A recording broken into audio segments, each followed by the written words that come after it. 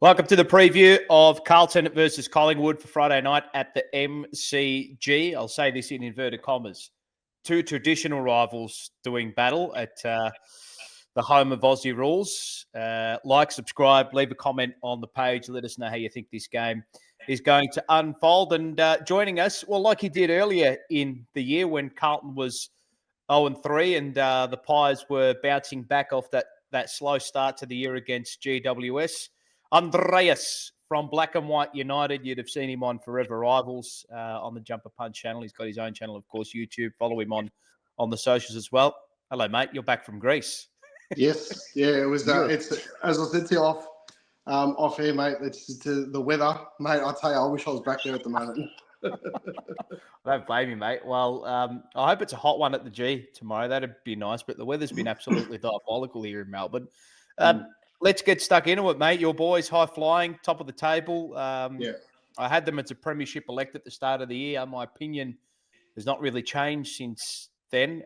If anything, it's strengthened. And it's been a very, very strong year for your boys, at least to, what are we, 2/3 of the way down. Now, a couple of injuries, but nothing to really be too overly concerned about. I think there's a few little niggles that have been managed on your end, and my boys are...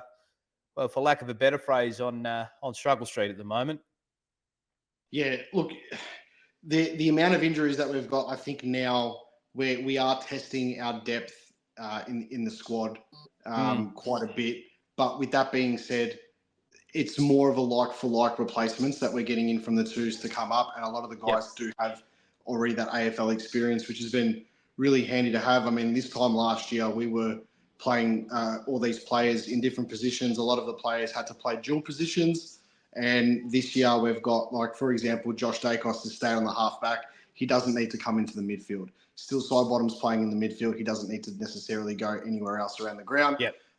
So I think that's a real blessing for us that we're able just to swap like for like. And, you know, the club's been able to have players play in the twos, play their role. So no matter what, they're going to play to their strengths and play their role when they come into the senior side, which has been really good. But at the same time, I wouldn't say alarm bells are ringing, because there's a few that are actually due to come back soon, which is good. And Brayden Maynard being one of them this week, which is really good. But at the same time, you're keeping an eye on it, because we've got a month of football coming up now where realistically, and without sounding too arrogant, we should be able to get the fall from the four in the month. But you are going to be pushing our depth a little bit at the moment. So, but at the same time, we're in a position where it's not all doom and gloom being where we are at the moment. No, fair point. Fair point. You've set yourselves up to a point where you've got margin for error, and if you do lose a few troops, you can rest them, which I think is what you've done. I think Collingwood have managed their squad quite well, and you're afforded that because you're playing great football and you're winning. It's simple as that. Winning solves everything, whether that's injuries, whether that's fan appeasement. Winning pretty much solves everything. How have you seen? I mean, I don't know if you've watched Carlton closely this year, but irrespective of that, how have you seen Carlton's year pan out? Did you, as a Collingwood man, think that it would be a lot better than expected, or a lot better than what we're seeing at the moment, or are you about where you think the Blues, where you thought they were going to be at the start of the year? I don't think that we'd be able to sit here and honestly say to each other face to face that I think you guys are where I expected you to be. I genuinely thought that you guys would be pushing for a top 8 spot this season. I didn't think you guys would be top 4. I think there's still a bit of the last couple of years, like taking Collingwood out of it for a minute, like, because obviously we didn't make the finals last year. But I do think that, like, the Brisbanes, the Geelongs, even the like Sydney, to be honest, they would be up there. Obviously, they're not. You guys, I thought, would be towards the end of the season fighting anywhere between, you know, that. I know it's a big gap, but that 5th to 10th spot, I thought would be roughly where you guys would be, but still sort of locked into, you know, playing finals footy towards the end of the year. So, but I mean, from an outsider point of view, looking at, you know, the off-field stuff that you guys have had, you've had it pretty much since the start of the season. And you've had, you know, one thing happen after another, whether it be off-field with the president, And then you've had injuries. Obviously, Jagger Smith was a massive blow for you guys at the start of the season. So there's all these different things that have happened, which have led to a point now where obviously, there's a bit of backlash and stuff like that from the fans, and losing your first 3 or 4 games in a row obviously didn't help. If that was Collingwood now, I'm sure that the response would be exactly the same from the supporters, regardless of what club it is. But I do think that, mathematically, you guys are still a chance to make the finals. Like, let's be real. You haven't got the hardest fixture. You haven't got the easiest fixture, moving towards the end of the season. Anything's possible. But from an outsider point of view, you're probably a little bit lower than what I expected at the start of the season. I think that's definitely a fair sentiment overall. It's do you know what? I always think it's probably you can go into seasons and assess and say, oh, the list is better than where it is currently sitting with regards to the ladder position. But then the reality can also set in where you say, well, actually, maybe we need to move on some players given the way in which the season has panned out. Look, that's for the next couple of months. That's not this particular game and what the clubs are going to be focusing on this week. But I think any Carlton supporter thinking that this is, or it was going to pan out this way, and the way it has panned out and the way in which Carlton has performed, it's more so the way that the team has performed so far this season that I think has left a lot of people deflated. But it's much to the glee and chagrin of opposition fans, I'd have thought. I think, and I wanted to ask you this as well, and I like to get the sentiment of other fan bases and how they, and look, I mean, you can't speak for everybody, obviously, but you've got a better gauge on it than what we would as a Carlton fan base. But when it's not going so well for the Pies like it did last year, I know you had a heap of injuries and a handful of injuries that definitely curtailed performances last season. But when it's not really going your way, who do you don't? Yeah, I want to use the word blame. Like who do you hold into account? Where do you point the finger? So when you're having a crack and it's not going your way, who are you looking at? Last year was probably a little bit different in the sense of because we just come off a premiership. Yeah. There was that little bit of the leeway. There was that little bit of a hang on a second. Like we can go through a year of, I wouldn't say mediocrity, but being that mid-table side or whatever. Yes. Considering what we've just come off. If we had have lost the grand final in 23 and then backed it up with a performance like we did in 24, then there'd be questions asked and fingers being pointed and stuff like that. I think last year there wasn't so many things off the field. There was some transitioning with the assistant coaches and stuff like that, and there was obviously some rumbles in the background with Graham Wright going on the sabbatical and stuff like that. So you knew that there was a little bit of off-field, bickering or whatever the word is. Sorry to cut you off, to interject. So when Collingwood won the flag in 2023, there was movement of assistant coaches into 2024. Is that right? I don't know if there. I think there might have been a couple of changes here and there, but there was the board more up to the top coming down. There was obviously with as I said, the Graham Wright side of things. There was whispers and stuff like that things aren't 100% as what they were during 2023. So then when obviously you've got the performance on the field, you're sort of taking that into account at the same time. There's something going on in the background, but the only thing that I think Collingwood supporters could really point their finger at in particular last year was just the amount of injuries that we had. I mean, at one point, Richmond, if you look at Richmond, for example, they had almost a full starting 18 injured at one time, and we had almost 17. And that 17 wasn't starting 17 players or anything, but there was a whole bunch, half of them or 3/4 of them were, first 23 players. So, I mean, and the fact that we came home we lost 4 in a row towards the back third of the season, but then we came home like a steam train and only missed the finals by percentage, So there was the way that we finished the season, we were sort of content in this, in the sense of we finished on a good note. If we hadn't made the finals last year, things could have been, we would have changed the whole format of the teams played in the finals. So games are different, everything. The premiers could be different. It might not have been Brisbane, whatever, So there was, I mean, at one stage, I think the second last week of the season, there was a chance that we sort of could have finished 5th. And we ended up finishing 9th. Yeah. So the fingers were pointed more at the injuries, and then obviously Yeah. some decision making from the players on this game here, but we should have beaten North by a bit more. We would have got percentage there. Dan McStay should have got a 50-metre penalty against Sydney, but then we should have given away another 50 against Yeah, North. of course. It all evens out at the end of the day when it comes down to those things, doesn't it? Yeah. Yeah. At the end of the day, it was swings and roundabouts for us. But then you're sort of honing in on little things, but you were content because of the season before. Right.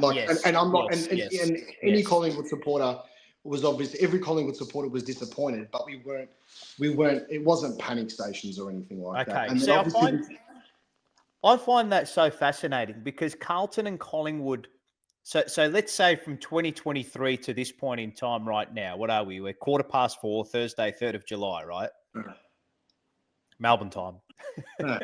Not Greek time. No, not Greek time. No. It'd be nice if it was. Yeah. I would say the teams. So Collingwood went on that run in 2023, won the flag. Carlton went on that run in 2023, got to the prelim. Yeah. Right. So, and I think under McRae and Voss, when you look at both teams, I think that's where both teams have been. So Carlton have kind of been at the coattails of Collingwood, not quite good enough to get there, but still good enough to play good football and finish finals and be around there. Right. And I know it's only one season, but I think that's been the case. Like 2022 was very similar. It was a win and percentage. It was so close. And you're thinking as a team, and I think as a club, like you look at Carlton and Collingwood, you think, okay, well, Collingwood are better because they've finished above, they've won the flag. But like the gap between the two teams, and you just have to look at the results head to head. Yeah. It hasn't been like the gulf between the two teams has not been enormous. Right. And that's going on also, not just recent times. If you look at like history. Like, yeah. Of course, absolutely. Like I think it's like now 129 to 134. I'll tell you exactly what it is. I've got it right here in front of me. Wheelo Ratings, which do a fantastic job when it comes to all the stats for champion data. Collingwood have edged it, and they are 134 to 129, and at the venue, Collingwood lead at 42 to 39. So, but the last 10 matches. Recent history, Collingwood have won 8, Carlton have won 2, and Voss has only beaten Craig McRae once. That was back in that run the Blues went on in 2023. So I think under Voss and McRae, if you compare the teams, they haven't been that far away from each other. But because Collingwood, it's like compound interest. Collingwood has just ticked away with these tiny little wins that have amounted to a big win, which was a flag. And it's now amounted to another flag run, which we're going to likely see this year. But for Carlton, you have sides that not just Collingwood, Carlton, but like there'll be other sides in the competition where, regardless of where they are, just the matchups go well with each other. Like I think maybe Friday night potentially could be a bit different because both sides have got some key outs, but then at the same time, it sort of draws it back even again. With that being said, so like for example, we have had much better seasons than Hawthorn of recent times, and I reckon since I was born, I can probably count how many times I've beaten Hawthorn on two hands. Like that's just the bogey side coming out of it, But the Collingwood Carlton rivalry, and I think this is a good segue to get into the actual rivalry itself, but it's something that a lot of people who I think don't follow the two clubs envy a little bit. I mean, we've both got our rivalry with Essendon. We've both got our rivalry with Hawthorn and Richmond and the other big relevant Victorian clubs. But this is something very different. Very different. And history can show that with the numbers, and then you can go all the way through to the premierships. And now recently we've evened you guys up on the flag count, which is probably just the last hurdle, I think, that as a football club that we needed to get to you guys, because we had all the arguments, like we beat you last time, of course. When was the last time we won a grand final? All that banter stuff, that we do on the Forever Rivals and stuff like that. But the key was to get to that 16th flag and now try and edge over. And we've given ourselves the opportunity. Let's be real, like we can't hide from that. But just as a whole, I think this rivalry is probably the one that makes the AFL just that little bit better. Too. Well, everybody's eyes will be on Carlton Collingwood, not the second game that starts an hour later. But I can't believe it. I thought they haven't done that in years. It's weird that probably it's since very COVID, weird. I reckon. Very like they very might have weird. Done a super weekend of footy, when they did all those games in a row. Yeah. I think look, it's not, and you follow soccer, football. It's not people complaining about it. Like they play 4, 5, 6, 7 games at the same time in England and in Italy and in European football. So it's not. It's something foreign to us here, but when you look at world sport, it's not really foreign. But the rivalry itself, I think the reason the rivalry has, I mean, in the stands, I don't think it's really died off, right? But I think because Carlton has just been so poor in the AFL era that we haven't really come to the party. Like Collingwood in the AFL era, you say in the last 20, 25 years has been a far bigger and grander club than what Carlton is. And people will say, oh, no, but Carlton's a big club as well. And I think so. But the measurement you use over time will determine how you think, how successful you think a club is to a point. People will say now, the premierships are equal, which they are, VFL, AFL. And then Carlton supporters will say, oh, but, Carlton and Collingwood in grand finals. Carlton beat Collingwood in grand finals. They still haven't got that over us. So there's an argument that way. It's probably the final little bit that Carlton supporters are grasping onto, that when the two teams go head-to-head in grand finals, that Carlton gets the job done. But we're talking decades ago now. So in the AFL era, we know Collingwood is a far more successful club than it just sounds like a carbon copy of the Man United-Liverpool rivalry. It is. But see, I don't think, and this may just be true of certain individuals at Collingwood, that I think there are a lot more extroverts at Collingwood compared to Carlton. I think Carlton's a team full of introverts at the moment. But Collingwood buys into the rivalry at this point in time far more than what Carlton does. I'm talking internally, from what I see internally and what they communicate to us in the public, which is, to me, I think they're doing that. It saddens me, mate. It saddens me. I've noticed the club's done that the last couple of years. I do think there was a little bit of a lull, sort of like 2015 to 2020, probably apart from 2018 when we made the grand final, because obviously when your team's playing well, you're obviously, of course, it's human nature. You're a bit more up and down and stuff. I mean, we were shocking, and you guys dipped a little. Yeah, it took a little bit of a dip probably from both ends. But I mean, if you talk to the older heads like my dad's age, like in his mid 60s and stuff, and you talk to him about the rivalry, and my uncles and stuff who are that side of the family is obviously Carlton. Like the rivalry's still there. It's still inside.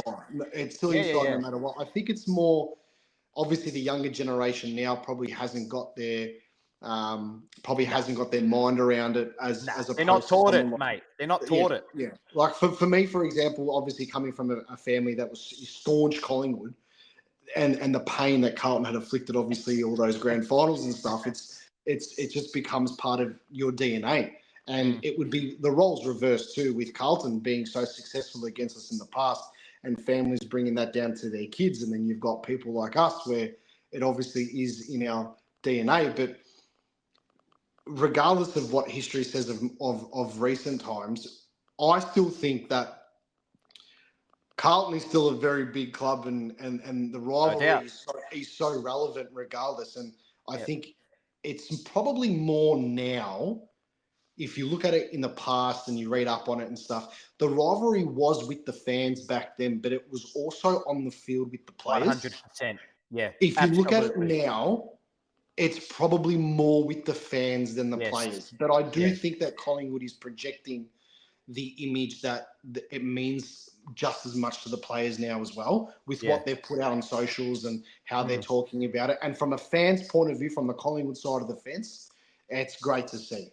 And it would be just as good if it came from the Carlton side, even from a Collingwood perspective as well, because it just builds the drama, And we know that this game itself on Friday night is going to be hot pretty much from the get-go. So whatever happens at the end, happens at the end. But the first half, especially the first quarter, it's going to be on for young and old, really. It is. All right, well, we'll get into it, shall we? Key matchups on your end for the Maggies, and how's this going to play out, mate? I think the key matchups where obviously we know that Nick Dacos is going to get tagged. He's going to have a run with player. I don't know exactly who. So who's actually missing for your mob? Who's confirmed to be out? Because we're recording this before the teams come out. Yeah, so the teams come out, I think, at 6:20 tonight. Yeah. But from what I've heard is Ed Allen will be out. Okay. Bobby Hill didn't train today. Okay. Right. Still side bottoms out with illness. That's also Ed Allen. He's out with illness too. Yep. I'm not 100% sure on the others. And obviously Charlie West from last week's out. He did his foot. Yeah, I saw that. Yes. So he's out for the next 5 or 6 weeks. Okay. You've got a debutant though coming through. I think a mature age wingman from what I've heard. Yeah. So Noel Steele's come in. Okay. And he's played fantastic in the twos. I've watched his highlights, even his highlights last week against Southport. They had a really good win. He was everywhere on the wing and half forward. So bigger body. One of his first training sessions, he's taken a hanger on Jeremy Howe. So he's he's taken a hanger on the hanger. So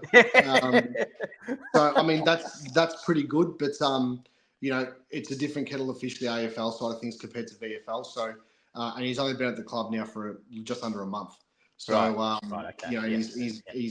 debuting him on, up to this date, probably the biggest stage at the G against the arch rival. So with that being said, I do think they've Xander Maguire, or was it Mitch Cleary today, said that Tom Mitchell will be back for the Pies. So I think that is a pretty good in, considering the way the style of Carlton's play, that congested, that labour-intensive play that you guys do.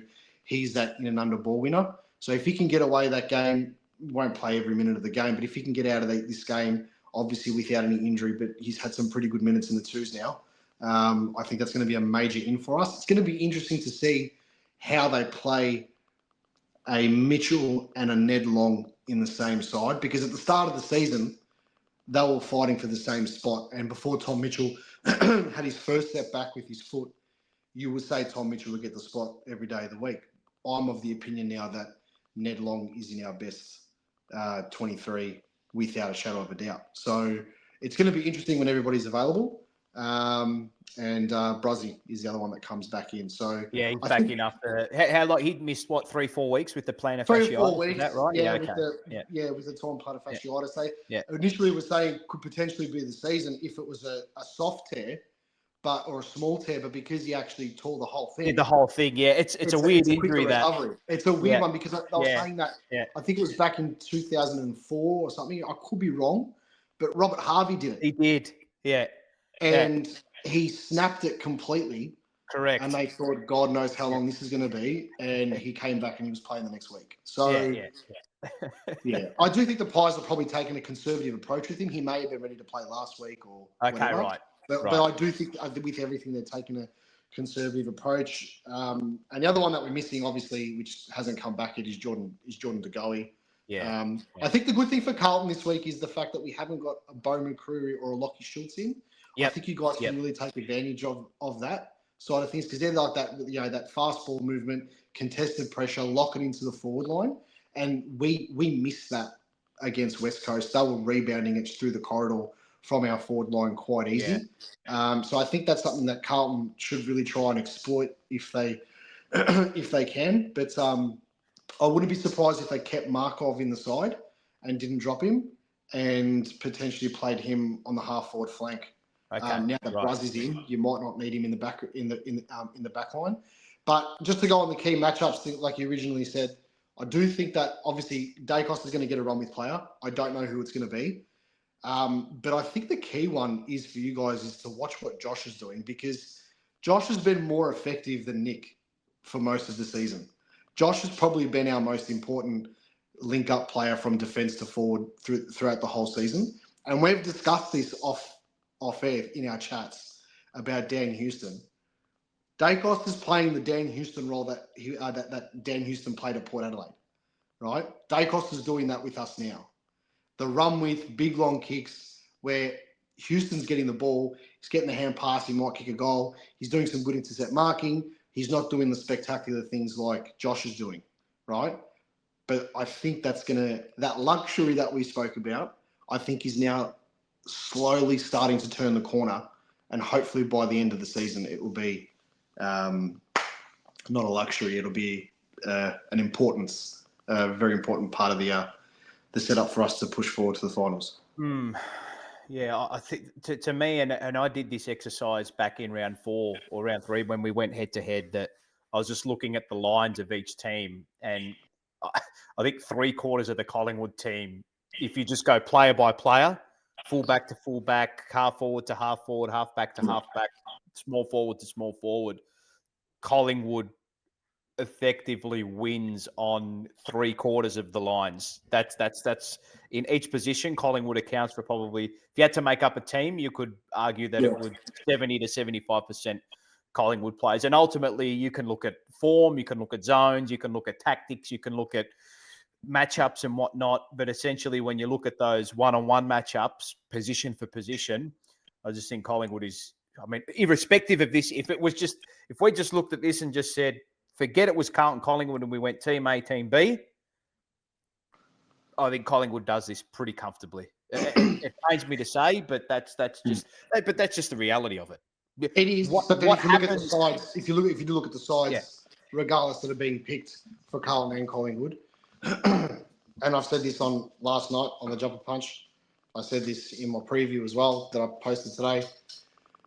It doesn't matter where the teams are. Yeah, so, of course. Yeah, you know, it's just one of those games where everybody's going to lift, and I would be shocked if Collingwood were more like 5+ goals up at quarter time. I'd be pretty shocked if that was the case. Towards the end of the game, different story, because we tend to put the foot down, sort of like that last 5 minutes of the third quarter, pushing into the last. Mm-hmm. And against you guys last time, it was like the first 10 minutes of the third quarter. Yeah, that's what won the game. We pretty much put you away, and then obviously that last quarter was just a bit of a slogfest in the wet, more than anything. So, I mean, the conditions on that too for Friday night aren't going to be too different. I'm just looking at the weather map now. Actually, it's looking, what are we? Friday 15. It's going to be cold, but I don't think there's going to be rain about. It might be a bit dewy, but it'll be dewy, which means the ball handling will be pretty much very similar. So I would expect a very contested one-on-one crunch sort of old style of football game, and then, you know, we'll do our thing and try and break you guys on the run. It's just a matter of if you can stop that run that we've got, switching the play and obviously going down the wings, cutting it back into the forward line that we do, because we don't usually use the corridor too much. If you can stop us pushing out, like the link up between Josh, Lipinski, even Chris moving into the forward line, if you can really nullify that, it's going to be a hot contest. If we can get those breakaways, then obviously I think we'll be quite comfortable. But you're just not 100% confident regardless of whether. No, I don't think you can ever be going into these games when it comes down to these two teams, because effectively for the majority of us, it is a rivalry, whether the players buy into that 100% or not. Irrespective of it, you're going to feel an atmosphere there tomorrow. So, Carlton, we're not going too well, but there's going to be a lot of people at this game. So, are you worried at all about Charlie Curnow? I mean, he's not been in the best of form, but he'll turn it up against us. It's still a game, surely. Something will happen. He'll get a cheap hold in the man free kick in the goal square, kick a goal, and then all of a sudden he's not even getting those anymore, mate. And he'll turn into the reincarnation of Wayne Carey, kick 7 against us. It's written in the stars for it to happen. But if we can, it's more or less with Charlie. And this goes for every side. He's such a good forward, regardless, even if he's not playing in form. It's just the fact that he'll take a main defender out, and then you've got other guys that can do whatever they need to do. If we can just stop the delivery to him from the midfield, because let's be real, we might have a good midfield, but we haven't won a lot of our clearances. We haven't dominated a team in the middle for a long time. Yep. It's always been quietly, evenly contested, or like that Freo game, for example. Earlier on the season, they absolutely smashed us. They beat us in every single stat. Yeah, inside 50s clearances, the works. Tackles, everything. They beat us, and we still won. So if you look at that, I mean, that's for me, that's a danger sign when it comes to playing against Carlton, because if they can get the delivery into Charlie Curnow properly, it's going to be very hard for our defenders. Which defender takes him now that Billy Frampton's not playing? Because I thought Frampton would take him regardless. I do think it'll be someone like it. I think Darcy Moore will probably take him. Okay. Does that concern you a bit? Because don't get me wrong. Darcy Moore's a great defender, right? Yeah. But when he has to play that more dour role where he has to play on the back shoulder, is that maybe just, I wouldn't say is it a weakness? I wouldn't say it's an absolute weakness, but I think it curtails his strengths, if that makes sense. Exposed. He does get exposed when he's one-on-one with the big guys. That's quite clear. Now, you could put Jeremy Howe on Curnow, but then I'm loving the way that Jeremy Howe's doing his interception at the moment. You know what I mean? Like, when Frampton plays, we've covered the Nathan Murphy role because it allows Darcy and Howe to do that. With Frampton not there, one of those guys is going to have to play that defensive line, and then you're going to have an inside defender. It could be one or the other. I do think Darcy takes it, and then you'll have Howe running off, doing the inset mark and feeding it off to players like Josh and Houston and stuff like that, moving forward from there. But I mean, there's a lot of dangers regardless. Of course. But that's probably that is the one that we're looking at. And obviously, then from the opposite side of things, who does Jacob Wiedering go on? Because he's your best defender. You know, well, Myerchick has always been a very, very awkward matchup for him. There's been games where Myerchick has really got on top of him. But there's and Membry's such an awkward matchup for him as well, because Membry really likes that hit up 60 out. That makes sense, which I think is a bit of kryptonite for Wiedering, because he gets into that frame of mind where he's the man back there. Oh, do I follow the man that I've been on deep in defense who's pushed up the ground, or do I play poker and stay back and not get sucked into that? It's such a you've got to. I think they should put him on McStay, because McStay's got the jukes in the goal square, just out the goal square to take the mark, go back, kick the goal from 25, 30 out. Whereas Membry's really good off the half, like pushing up towards the half forward flank, taking a good mark out there. You know, can kick it from 50 out, or he can bring it in to someone like a McStay. Myerchick is obviously, I think, is the second or third, where if you put Wiedering on Myerchick, you're going to get exposed through McStay too much. So you'd probably want to have somebody else on Myerchick. But at the same time, I mean, if Wiedering gets rid of one forward, we've got the options there to change our game style going into the forward 50 to obviously go a little smaller, going a little quicker. So I mean, the other thing too is last week we had Charlie West in there, but I thought Jamie Elliott got in the way of quite a few forwards, and it was like we're playing a forward line with 5 tools, and then you got a team like West Coast that would just bring it out of the forward line so easily, and then we adjusted in the last quarter. Once obviously Charlie West went off too, you could tell things were a bit more organised. So obviously they were rewarding him for form, which is great. But of course. I don't think we're going to do that. It'll be 3 tools with Jamie Elliott playing as that medium sort of crummer. Yeah, I think you do look a lot more balanced this week, and for us, we'll have a bit more inexperience coming to the team. Cowan's likely to play. I think Moyer's going to get a game as well. His VFL form's been really, really strong, and maybe that youthful exuberance is what Carlton needs to spark them up. Look, if you guys can, like, this is going to sound arrogant again, but if you got the youngsters in there, and they take it up to us like West Coast did, it's not all doom and gloom, regardless of the result. Yeah, of course. And bring those youngsters in. Yeah, of course, of course. But, then you can think about the result and stuff like that too. But if you're able to reward these players in the VFL, and the Camporelli boys are doing pretty decent in the VFL too. So I think they're going to be breaking through again quite soon as well. But it's just sad that we're coming into a Collingwood game talking about Carlton's effort, which shouldn't be the case. But that's the base, and that's the deficit with which we're coming off into this game, which is frustrating. But it is what it is. Have you got a prediction? Final prediction for this? Look, I do think Collingwood by about 28 points. I think the last quarter we should be able to run away with it. Now I could be completely wrong, obviously, but I do think it would probably like a 28 points. 4 to 5 goals. I think would be. Yeah. I mean, we only did it by 17 points last time, but it felt like we won by 60. And like, I don't know. It was one of those weird games. Like, it was weird. It was wet. It was ugly. It was cold. It was a 17-point win, and we're like, we felt like from that midway through the third quarter onwards, we had, we were just taking the P155 pretty much. You know what I mean? So.